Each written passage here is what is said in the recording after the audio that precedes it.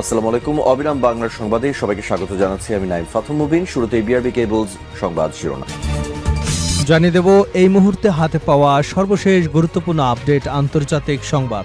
শুরুতেই জানাবো F-15 সহ মার্কিন ইসরায়েলি ড্রোন এবং যুদ্ধ বিমানের ধ্বংসাবশেষ প্রদর্শন ইরানের। যুদ্ধের সময় যুক্তরাষ্ট্র এবং ইসরায়েলের ভূপাতিত করা ড্রোন ও যুদ্ধ বিমানের ধ্বংসাবশেষ প্রদর্শন করেছে ইরানের ইসলামী বিপ্লবী গার্ড কর্পস IRGC। প্রদর্শনীতে যুক্তরাষ্ট্রের অত্যাধুনিক F-15 যুদ্ধ বিমানের ধ্বংসাবশেষও রাখা হয়েছে। এবারে জানাবো ইরান যুদ্ধে ট্রাম্পের কৌশলগত ব্যর্থতা প্রকাশ পেয়েছে IRGC।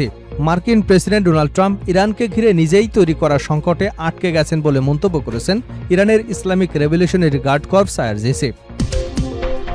জানাবো রাশিয়ার তেল কিনে বড় বিপাকে ভারত। ইউক্রেন যুদ্ধের মধ্যে রাশিয়ার জ্বালানি খাতের উপর চাপ বাড়াতে বড় ধরনের নিষেধাজ্ঞার বিল পাশ করেছে যুক্তরাষ্ট্রের সিনেট। শুক্রবার ভোটে পাশ হওয়া এই বিলে রাশিয়ার তেল এবং গ্যাস আমদানিকারক দেশগুলোর পণ্যে সর্বোচ্চ 100% পর্যন্ত শুল্ক আরোপের সুযোগ রাখা হয়েছে।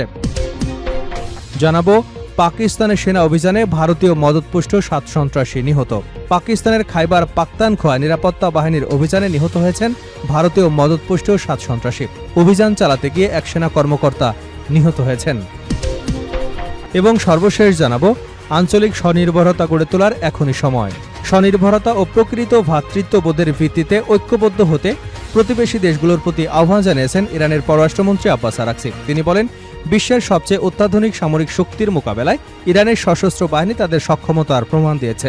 এতক্ষণ শুনছিলেন শিরোনাম, এবার থাকছে পুরো সংবাদ। দর্শক, অনুরোধ থাকবে ভিডিওতে একটি লাইক দিন, কমেন্টস করে জানিয়ে দিন এই ভিডিওটি আপনি কোন জেলা থেকে দেখছেন এবং শুনছেন। F-15 সহ মার্কিন ইসরায়েলি ড্রোন এবং যুদ্ধ বিমানের ধ্বংসাবশেষ প্রদর্শন করল ইরান। যুদ্ধের সময় যুক্তরাষ্ট্র ও ইসরায়েলের ভূপাতিত করা ড্রোন এবং যুদ্ধ বিমানের ধ্বংসাবশেষ প্রদর্শন করেছে ইরানের ইসলামিক বিপ্লবী গার্ড কর্পস। প্রদর্শনীতে যুক্তরাষ্ট্রের অত্যাধুনিক F-15 যুদ্ধ বিমানের ধ্বংসাবশেষও রাখা হয়েছে। ইরানের রাষ্ট্রীয় বার্তা সংস্থা তাসনিম নিউজের এক প্রতিবেদনে বলা হয়েছে, গত 28 ফেব্রুয়ারি ইরানে যৌথ হামলা চালায় যুক্তরাষ্ট্র ও ইসরায়েল। এরপর টানা 40 দিন সংঘাত চলে। এ সময় IRGCর অ্যারোস্পেস ইউনিট বেশ কয়েকটি মার্কিন এবং ইসরায়েলি ড্রোন ও যুদ্ধ বিমান ভূপাতিত করবার দাবি করে। শুক্রবার প্রথমবারের মতো মার্কিন F-15 যুদ্ধ বিমানের ধ্বংসাবশেষের ছবি প্রকাশ করা হয়। তাসনিম নিউজ জানিয়েছে, রমজানের যুদ্ধ চলাকালে বিমানটি ভূপাতিত করা হয়েছিল। প্রদর্শিত ধ্বংসাবশেষের মধ্যে রয়েছে বিমানের পাইলটের আসন, ক্যানোপি কভারের অংশ এবং রাডারের কয়েকটি অংশ। এছাড়া যুক্তরাষ্ট্র ইসরায়েলের ব্যবহৃত ক্ষেপণাস্ত্রের ধ্বংসাবশেষও প্রদর্শনীতে রাখা হয়েছে। IRGCর মুখপাত্র ব্রিগেডিয়ার জেনারেল হুসেইন মোহাবি তাসনিম নিউজকে বলেন, গত বছরের 12 দিনের যুদ্ধের পর ইরান তার আকাশ প্রতিরক্ষা ব্যবস্থা শক্তিশালী করবার উপর গুরুত্ব দেয়। এর অংশ হিসেবে একটি জাতীয় প্রতিরক্ষা ব্যবস্থা গড়ে তোলা হয়। তার দাবি, মার্কিন F-15 যুদ্ধ বিমান ভূপাতিত করা ওই প্রতিরক্ষা ব্যবস্থার সক্ষমতার একটি গুরুত্বপূর্ণ সাফল্য। ইরান যুদ্ধে ট্রাম্পের কৌশলগত ব্যর্থতা প্রকাশ পেয়েছে IRGC। মার্কিন প্রেসিডেন্ট ডোনাল্ড ট্রাম্প ইরানকে ঘিরে নিজেই তৈরি করা সংকটে আটকে পড়ে গেছেন বলে মন্তব্য করেছেন ইরানের Islamic revolutionary guard corps IRGC।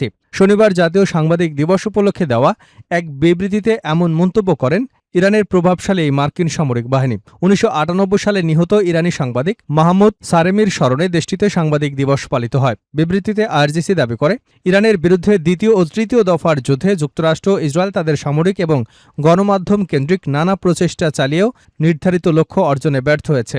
IRGC বলেছে, ইসলামিক রিপাবলিককে পরাজিত করতে ওয়াশিংটনের ব্যর্থতা স্বীকার করে এখন বিশ্বের গণমাধ্যমগুলো স্পষ্টভাবে ট্রাম্পের পরাজয় এবং যুদ্ধে তার নিজের তৈরি করা ফাঁদের কথা বলছে।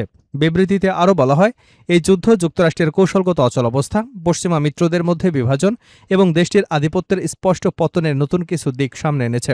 IRGC দাবি, যুদ্ধবিরতি চুক্তিটি মূলত মাঠের বাস্তবতা এবং ইরানের দর কষাকষির সক্ষমতার কাছে যুক্তরাষ্ট্রের আত্মসমর্পণের দলিল। যুদ্ধের সময় হামলার মধ্যেও দায়িত্ব পালন করা সাংবাদিকদের প্রশংসা করে IRGC। তারা বলেছে, শত্রুপক্ষের মনস্তাত্ত্বিক অভিযান এবং বিভ্রান্তির তথ্য মোকাবেলায় সাংবাদিকদের ভূমিকা ছিল অত্যন্ত গুরুত্বপূর্ণ। এই সাংবাদিকদের কাজ চলমান সময়ে গৌরবময় ইতিহাসের অবিচ্ছেদ্য অংশ হয়ে থাকবে বলেও বিবৃতিতে উল্লেখ করা হয়। রাশিয়ার তেল কিনে বড় বিপাকে ভারত। ইউক্রেন যুদ্ধের মধ্যে রাশিয়ার জ্বালানি খাতের উপর চাপ বাড়াতে বড় ধরনের নিষেধাজ্ঞার বিল পাশ করেছে যুক্তরাষ্ট্রের সিনেট। শুক্রবার 86/11 ভোটে পাশ হওয়া এই বিলে রাশিয়ার তেল এবং গ্যাস আমদানিকারক দেশগুলোর পণ্যে সর্বোচ্চ 100% শুল্ক আরোপ করবার সুযোগ রাখা হয়েছে। এমনটাই জানিয়েছে AFP, রয়টার্স এবং আল জাজিরা। লিন্ডসে ও Graham sanctioning Russia and Iran act 2026 নামের বিলটি এখন প্রতিনিধি পরিষদে যাবে। তবে কংগ্রেসের গ্রীষ্মকালীন ছুটির কারণে সেপ্টেম্বরের শুরুর আগে সেখানে ভোট হবার সম্ভাবনা নেই। বিলটি কার্যকর হলে রাশিয়ার তেল এবং গ্যাসের বড় আমদানিকারক চীন এবং ভারতসহ অন্তত 5টি দেশ যেমন আজারবাইজান, হাঙ্গেরি, স্লোভাকিয়া, যুক্তরাষ্ট্রের 100% পর্যন্ত নতুন শুল্কের মুখে পড়তে পারে। একই সঙ্গে পশ্চিমা নিষেধাজ্ঞা এড়িয়ে রাশিয়ার জ্বালানি পরিবহনে ব্যবহৃত গোপন সামুদ্রিক নেটওয়ার্কগুলোকে লক্ষ্যবস্তু করা হয়েছে। এই বিল ভারতের জন্য বিশেষভাবে গুরুত্বপূর্ণ, কারণ চীনের উপর ভারতই রাশিয়ার অপরিশোধিত তেলের সবচেয়ে বড় ক্রেতা। ফলে রাশিয়া থেকে তেল কেনার কারণে যুক্তরাষ্ট্রের বাজারে ভারতীয় পণ্যের উপর নতুন করে বড় ধরনের শুল্ক আরোপের ঝুঁকি তৈরি হয়েছে। এর আগে 2025 সালের অগাস্ট থেকে ভারতীয় পণ্যের উপর যুক্তরাষ্ট্রের 50% শুল্ক কার্যকর রয়েছে। নতুন আইন কার্যকর হলে এর সঙ্গে আরও সর্বোচ্চ 100% পর্যন্ত শুল্ক আরোপের সক্ষমতা পাবেন মার্কিন প্রেসিডেন্ট ডোনাল্ড ট্রাম্প। সিনেটে বিল পাশের আগে রিপাবলিকান সিনেটর জিম রিশ বলেন, এই উদ্যোগ রাশিয়াকে আলোচনার টেবিলে ফিরিয়ে আনতে পারে এবং ইউক্রেন যুদ্ধের অবসানে ভূমিকা রাখতে পারে। তার ভাষায়, এতে রুশ প্রেসিডেন্ট ভ্লাদিমির পুতিনের যুদ্ধ পরিচালনার অর্থের প্রবাহে বড় ধরনের আঘাত আসবে। বিল পাশের পর স্বাগত জানিয়েছেন ইউক্রেনের প্রেসিডেন্ট ভলোদিমির জেলেনস্কি।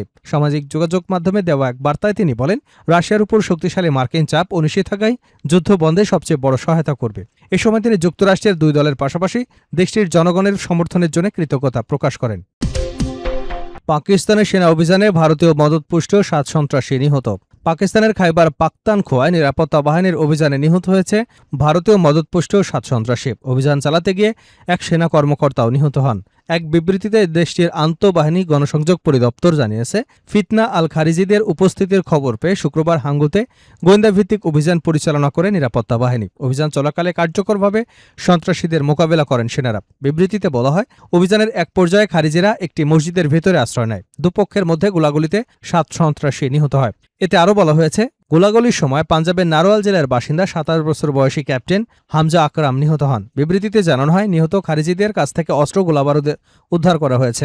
এরা নিরাপত্তা বাহিনী এবং আইন প্রয়োগকারী সংস্থার বিরুদ্ধে অসংখ্য সন্ত্রাসী কর্মকাণ্ডের পাশাপাশি নিরীহ বেসামরিক নাগরিকদের হত্যায় সক্রিয়ভাবে জড়িত ছিল। আইএসপিআর জানায়, ওই এলাকায় ভারত সমর্থিত সন্ত্রাসীদের নির্মূল করবার জন্য একটি স্যানিটাইজেশন অপারেশন চালানো হচ্ছে। আঞ্চলিক স্বনির্ভরতা গড়ে তোলার এখনই সময়। আরাকসি স্বনির্ভরতা এবং প্রকৃত ভ্রাতৃত্ববোধের ভিত্তিতে ঐক্যবদ্ধ হতে প্রতিবেশী দেশগুলোর প্রতি আহ্বান জানিয়েছেন ইরানের পররাষ্ট্রমন্ত্রী আব্বাস আরাকসি। তিনি বলেন, বিশ্বের সবচেয়ে অত্যাধুনিক সামরিক শক্তির মোকাবেলায় ইরানের সশস্ত্র বাহিনী তাদের সক্ষমতার প্রমাণ দিয়েছে। এক্সে দেওয়া এক পোস্টে আরাকসি লেখেন, বিশ্বের সবচেয়ে ব্যয়বহুল সামরিক বাহিনীর মুখোমুখি হয়ে ইরানের শক্তিশালী সশস্ত্র বাহিনী তাদের প্রস্তুতি, সক্ষমতা, শক্তিমত্তার জানান দিচ্ছে। ইরানের এই কূটনৈতিক আরও বলেন, মুসলিমরা যখন ঐক্যবদ্ধ থাকে তখন আমরা বিদেশি বহিরাগত শক্তির প্রতিটি চ্যালেঞ্জ ঐক্যবদ্ধভাবে মোকাবেলা করতে পারি। তিনি বলেন, এখন সময় এসেছে কেবল নিজেদের উপর নির্ভর করবার এবং প্রকৃত ভ্রাতৃত্ববোধকে আলিঙ্গন করবার। ইরানের বিরুদ্ধে যুক্তরাষ্ট্র ইসরায়েলের আগ্রাসী যুদ্ধ শুরু হওয়ার পর থেকে কয়েক মাস ধরে চলা আঞ্চলিক সংঘাতের পরিপ্রেক্ষিতে আরাকসি এ মন্তব্য করেন। ইরানের বিরুদ্ধে যুক্তরাষ্ট্র ইসরায়েলের সামরিক অভিযান শুরুর মধ্য দিয়ে ওই সংঘাতের সূত্রপাত হয়। সংঘাত চলাকালে ইরানের ভূখণ্ডে হামলার জবাবে দেশটির সামরিক বাহিনীর মধ্যপ্রাচ্যে থাকা বিভিন্ন ঘাঁটিতে ব্যাপক হামলা চালিয়ে তা ধ্বংস করে দেওয়া হয়।